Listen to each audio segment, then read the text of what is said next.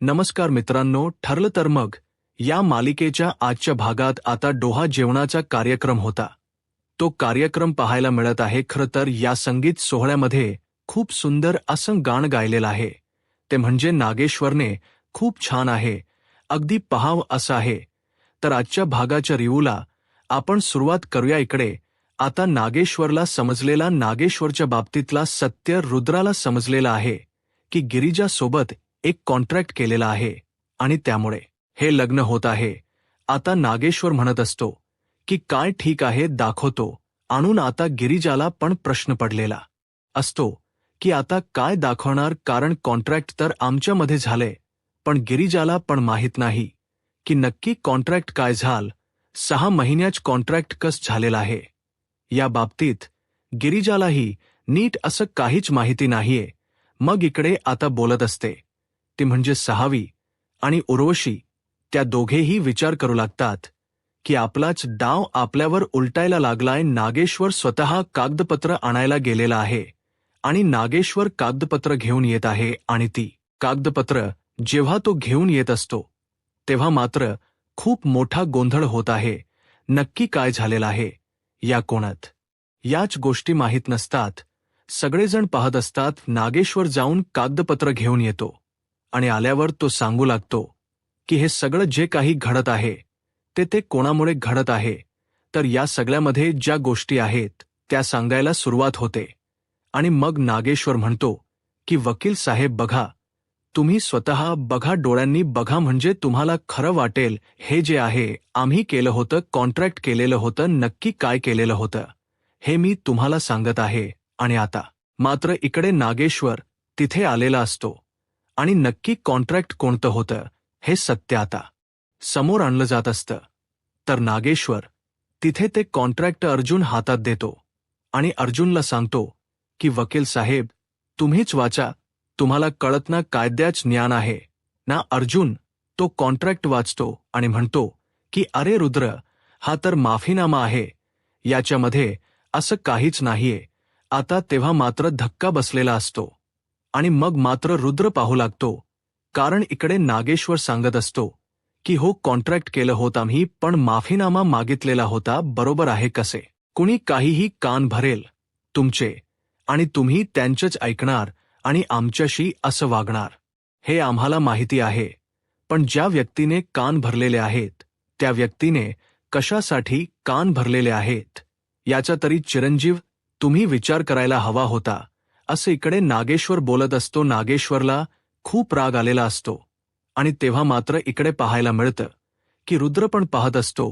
रुद्रला वाईट वाटतं. रुद्र म्हणू लागतो की हे सगळं काय घडतंय, आणि मग रुद्र जाऊन दादासाहेबांना मिठी मारतो आणि माफ करा म्हणतो. नागेश्वर सांगत असतो की फक्त माफीनामाच नाहीये, तर आम्ही त्यांना या घरची सून करून घेण्याचं वचन सुद्धा दिलेलं आहे, असंच सांगितलं जात असतं. तेव्हा मात्र रुद्रसाठी सुद्धा हा खूप मोठा धक्का असतो. त्यानंतर इकडे पाहायला मिळत की सगळं व्यवस्थित होतं. सायली म्हणते की चला, आज संगीत सोहळा आहे की नाही, आता जोपर्यंत तुमची ही जी गिरिजा आहे तिला छान असं मी तयार करून घेऊन येते, असं सायली सांगते.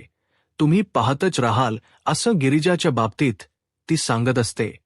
तेव्हा मात्र रुद्र वगैरे सगळेजण तयार होतात. चला चला, काही नाही झालेलं आहे आणि गैरसमज मिटलेले आहेत. इकडे नागराज हा या संघ इकडे कार्यक्रमाला आलेला असतो, कारण या कार्यक्रमासाठी स्वतः सुमन निघालेली असते.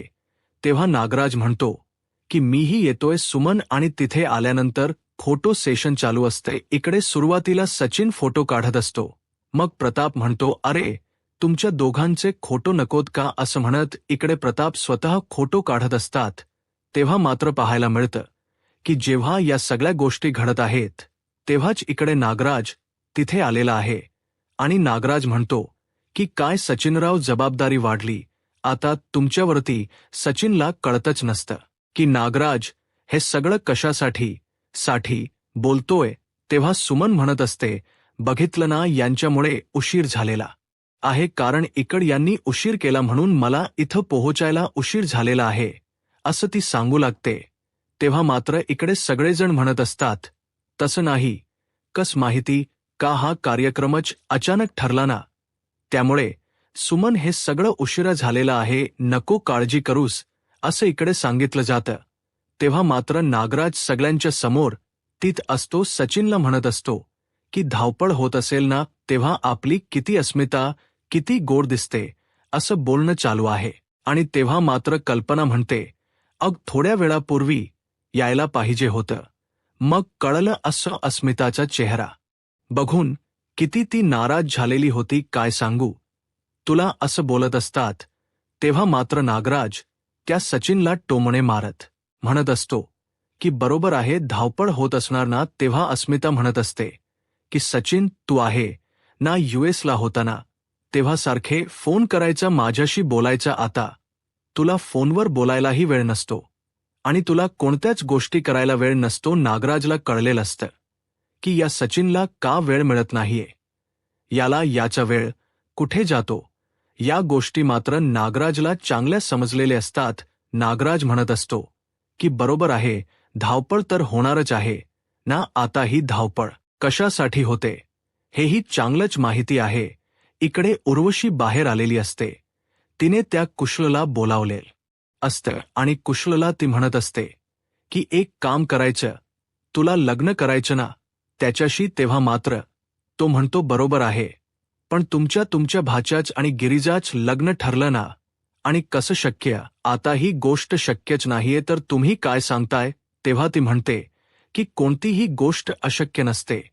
तुला लग्न करायचं का तेवढं सांग, बाकी काय करायचं ते आम्ही पाहतो, असं ती सांगू लागते. तेव्हा मात्र इकडे तो म्हणत असतो की हो, मग उद्या तिला इथून घेऊन जायचं काम कर. आता हे काम तर त्याने स्वीकारलेलं आहे, आता काय करायचं ह्या सगळ्या गोष्टी चाललेल्या असतात. आणि तेव्हा मात्र इकडे नागेश, सगळेजण आता संगीत सोहळ्यासाठी आलेले आहेत. सगळेजण बसलेले आहेत. संगीत सोहळ्यामध्ये गाण गाऊन किंवा डान्स करून, म्हणजे नृत्य करून आशीर्वाद द्यायचे आहेत, असं बोललं जात असतं. आता ठीक आहे, सगळे म्हणत असतात. मग सगळे जण नागेश्वरला सांगत असतात. नागेश्वर म्हणत असतो, नाही, इथे तुमच्या सासूबाई म्हणजे सायली ताई, तुमच्या सासूबाई म्हणजेच आमच्या बायकोची मैत्रीण कल्पना सुभेदार आलेल्या आहेत. तर मला असं वाटतं की पाहुण्यांपासून सुरुवात व्हावी, त्यांनी ही सुरुवात करावी मला वाटत आहे, असं सांगितलं जातं. तेव्हा तो सांगत असतो की माझं म्हणणं आहे की त्यांनी यासाठी शुभेच्छा द्यावा. ती म्हणते की हो नक्की, मीच काय, माझी मैत्रीण वासंती पण माझ्यासोबत असेल, आम्ही दोघी जणी छान असा डान्स सादर करत आहोत, असं सांगितलं जातं आणि डान्सला सुरुवात सुद्धा केली जाते. तेव्हा मात्र कल्पना आणि वासंती खूप सुंदर असा डान्स परफॉर्मन्स करतात. सगळेजण टाळ्या वाजवतात. त्यानंतर इकडे आता कुशलला सांगितलेलं काम असत ते म्हणजे कुशलने जायचे आहे आणि आतमध्ये, म्हणजे इकडे संगीत सोहळा सुरू आहे. तर रूममध्ये विशाखाजी आहे, ती तयार होत आहे आणि विशाखाला तिथे तयार व्हायला वेळ लागत आहे. तर तिचे जाऊन फोटो काढायचे, तिची रूम कोणती काय सगळं आता उर्वशीने सांगितलेलं असतं. इकडे सायली म्हणते की आता पुढची व्यक्ती आहे ती म्हणजे नागेश्वर साहेब, तुम्ही सुंदर असं गाण गाऊन या सगळ्यांना शुभेच्छा द्यायच्या आहे.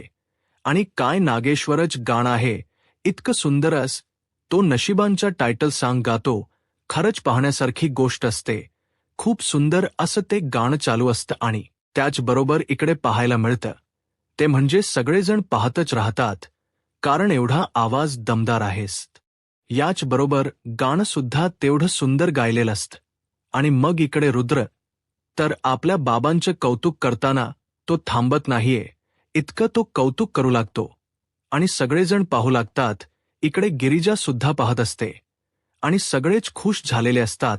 त्यानंतर आपल्याला पाहायला मिळतं ते म्हणजे आता पुढचा नंबर असतो तो म्हणजे गिरिजाच्या बाबांनीही इथे गाण गावा असं सांगितलं जातं. तेव्हा मोनू म्हणतो की डान्स केला तर चालेल ना विशाखाताई, कुठे आम्ही तिघ मिळून डान्स करतो, असं तो बोलतो. आणि मग या तिघांचा डान्स सुरू होतो. आपली लेक आता सासरला चाललेली आहे आणि बाप किती भावूक झालाय, तिचे वडील भावूक झालेत. तेव्हा गिरिजा सुद्धा तेवढी भावूक होते आणि तीही पाहत असते. इकडे सायली, अर्जुन दोघंही असतात. गिरिजा जाऊन आपल्या बाबांना मिठी मारते आणि त्याचबरोबर इकडे पाहायला मिळतं की या सगळ्या गोष्टी जेव्हा घडत असतात तेव्हा उर्वशी बाहेर गेलेली असते. तिने जे काम करायला सांगितलेलं आहे ते काम कुठपर्यंत आलेलं आहे ते तिला पाहायचं असतं आणि मग ती त्याला सांगते, झालं का काम? तो सांगतो की हो झालं, आता काम तर झालंय, पण पुढे काय करायचं हा मोठा प्रश्न असतो. आणि या दोघांनाही ठरलेलं असतं की आता गिरिजाला आपण लग्न मंडपातून गायब करायचे आहे आणि कुशल आणि गिरिजाच लग्न लावायचे आहे. हा सगळा प्लॅन असतो. इकडे गिरी संगीत सोहळ्यामध्ये आहे. मग तिथे रुद्र उठतो आणि म्हणतो की आमच्या लग्नाला शोभा आणणारे आमचे मित्र आणि त्यांच्या सौभाग्यवती सायली आणि अर्जुन या दोघांनीही छान असं नृत्य सादर करावं. आणि मग सायली अर्जुनच रोमांटिक असं सांगतं आणि खूप सुंदर असं दोघेही ते परफॉर्म करतात. अर्जुन तर खूपच रोमॅन्टिक झालेला असतो. अर्जुनला आपल्याला माहितीच आहे की अर्जुनला सायली किती आवडते. एक वेळेस सायली जवळ असली पाहिजे असं त्याचं म्हणणं असतं आणि सायलीला तो जरासही दूर सोडत नसतो आणि सायलीसाठी जे वाटेल ते करायची तयारी त्याची असते. हे तर आपल्या सर्वांना माहितीच आहे. परंतु एक गोष्ट मात्र अशी घडत आहे की आता त्यावेळी सायली आणि अर्जुन दोघेही एकमेकांच्या जवळ आलेले असतात. त्याचबरोबर आपल्याला पाहायला मिळतं की इकडे उर्वशी त्या सगळ्या जणी असतात. तेव्हा तो म्हणतो की आता मला काय वाटत माहिती का आत्या, तू पण या कार्यक्रमामध्ये सामील होऊन खरं तर आम्हाला आशीर्वाद द्यावे असं आमचं म्हणणं आहे असं सांगितलं जातं. तेव्हा त्याची लाडकी आत्या सुद्धा आता या कार्यक्रमामध्ये सादर करण्यासाठी तयार असते. पण ती म्हणत असते की माझे आशीर्वाद तर आहेतच ना रे तुझ्यासोबत, त्यामुळे काही प्रॉब्लेमच नाहीये असं ती सांगत असते. तेव्हा मात्र सगळे जण म्हणत असतात की हो बरोबर आहे. मग आता ह्या कोणत्या गाण्यावर डान्स करणार? तर या तिघी जणी म्हणत असतात की शिव्या द्यायचं जर असेल ना तर नक्की देईल मी. मग आता गाणं कोणतं? तर 440 करंट माझा तुम्हाला सोसेल का या गाण्यावरती त्यांचा डान्स परफॉर्मन्स सुरू होतो आणि खऱ्या अर्थाने या कार्यक्रमाची सुरुवात झालेली असते. त्याचबरोबर इकडे पाहायला मिळत ते म्हणजे आता या कार्यक्रमाचे उत्सव मूर्ती म्हणजेच गिरिजा आणि त्याचबरोबर रुद्र या दोघांचा डान्स परफॉर्मन्स आता सुरू होणार असतो. गिरिजाला थोडीशी घालमेल असते की ती पहिल्यांदाच डान्स करणार आहे आणि ती म्हणते की मी फक्त झुरळ पाहिल्यावरच डान्स केलेला आहे, आता काय होणार आहे मला कळत नाहीये, हे तिच्या डोक्यात सुरू झालेलं असतं. तेव्हा रुद्र आणि गिरिजा सुद्धा खूप सुंदर असा डान्स करत असतात. सगळेजण पाहत असतात. रुद्रने गिरिजाला उचलून सुद्धा घेतलेलं असतं आणि त्याचबरोबर इकडे अचानक गिरिजा खूप खुश असते, आनंदात असते. पण तिचं मन तिला खात असतं की मी माझ्या होणाऱ्या नव्यापासून ही गोष्ट लपवलेली मान्य आहे. मला आता जरी त्यांनी सांगितलेलं असलं ते कॉन्ट्रॅक्ट मॅरेजच सत्य समोर आलेलं असलं तरीही कुठेतरी तिचं मन तिला खात असतं की आपण रुद्रापासून ही गोष्ट लपवायला नको होती असं तिला वाटत असतं आणि त्यासाठीच तिचा हा सगळा प्रयत्न चाललेला असतो. आणि ती बिचारी खूप म्हणजे अवघडल्यासारखी सुद्धा होत असते. पण अचानक गिरिजाला चक्कर येते आणि गिरिजाला आवाज ऐकू आलेला असतो. छकुली छकुली असा आवाज ऐकू आलेला असतो. म्हणजे तिच्या खऱ्या आईचा तो आवाज असतो जी तिच्या लहानपणी तिला सोडून गेलेली आहे. आणि या सगळ्याला जबाबदार इकडे आहेत ते म्हणजेच इकडे नागेश्वर जबाबदार आहे. आणि त्याचबरोबर उर्वशी आता ती वासंतीला म्हणते की हो मागच्या काही दिवसांमध्ये पण मला असं झालेलं होतं, तेव्हाही मला असाच भास झाला होता, मला कळत नाहीये की काय होते. सारखं वासंतीला तर धक्का बसतो कारण छकुली छकुली हे नाव कोणाच आहे तर या अंगद आणि त्याचबरोबर त्या अंगदच्या बायकोचा मुलीच अंगद आणि त्या दोघांनी त्यांच्या मुलीचं नाव असं छान ठेवलेलं होतं छकुली तिला म्हणायचे. आणि मग ती धावतच नागेश्वरकडे येते आणि म्हणते, देवकी महाजनच भूत जाग झालेला आहे तुम्हाला. मी म्हटलं होतं तुम्ही जे काही कांड केलेलं आहे त्याचा त्रास आपल्याला भोगायला लागेल. आता आपल्या रुद्राच्या लग्नात अडथळा येतोय कारण त्या गिरिजाला तशी आहा ऐकू आलेली आहे. इकडे नागेश्वर म्हणतात, तो बास झाला, आता बोललात ते ठीक आहे. यानंतर बोलायचं नाही, तोंडातून शब्द काढायचा नाही, कारण काहीही झालं तरी त्यांना जस्ट ढगात पाठवले तसं तुम्हालाही ढगात पाठवेन. तेवढ्यात अर्जुन आणि त्याचबरोबर रुद्र तिथे येतात आणि ते म्हणत असतात, काय झालं, कोणाला ढगात पाठवायच्या गोष्टी करताय नागेश्वर साहेब?